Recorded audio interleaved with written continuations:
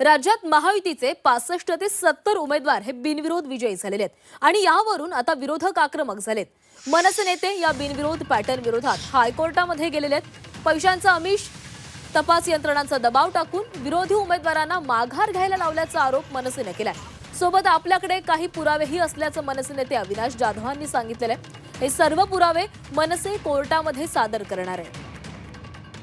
तर बिनविरोध विजयावरून आता मनसेने आक्रमक भूमिका घेतलेली आहे। मनसे कोर्टामध्ये जाणार आहे आणि जे काही पुरावे त्यांच्याकडे आहेत ते पुरावे देखील कोर्टामध्ये सादर केले जाणार आहेत। राज्यभरामध्ये महायुतीचे 65 ते 70 उमेदवार हे बिनविरोध निवडून आलेले आहेत। त्यामुळे या बिनविरोध उमेदवारांची देखील चौकशी व्हावी अशी मागणी देखील विरोधकांकडून केली जाते।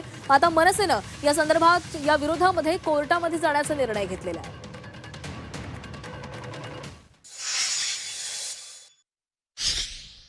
निवडणूक आयोगाने देखील याची चौकशी लावलेली आहे। तर फक्त त्याची चौकशी लावून होणार नाही, कारण जे आरओ आहेत किंवा जे जिल्हाधिकारी आहेत यांनीच आधीपासून या सगळ्या गोष्टीमध्ये त्यांची इन्व्हॉल्वमेंट आहे। तर या सगळ्याची चौकशी ही निवृत्ती न्यायाधीशांच्या मार्फत व्हावी किंवा हायकोर्टाच्या निगराणीत व्हावी अशी याचिका आज आम्ही दाखल करतोय।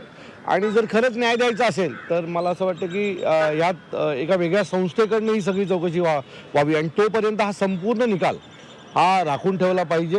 कारण अशा प्रकारे जर निकाल लागायला लागले तर याच्या आधी मतदार विकत घेतला जात होता, आता उमेदवार विकत घेतला जातोय।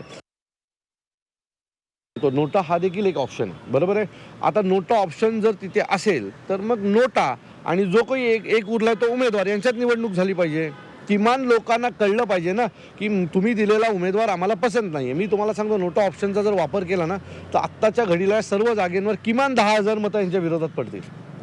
परंतु हे सगळं निवडणूक यंत्रणेला करायचं नाहीये। तिथले आरओ, तिथले जिल्हाधिकारी हे सगळे यांना भेटलेले आहेत।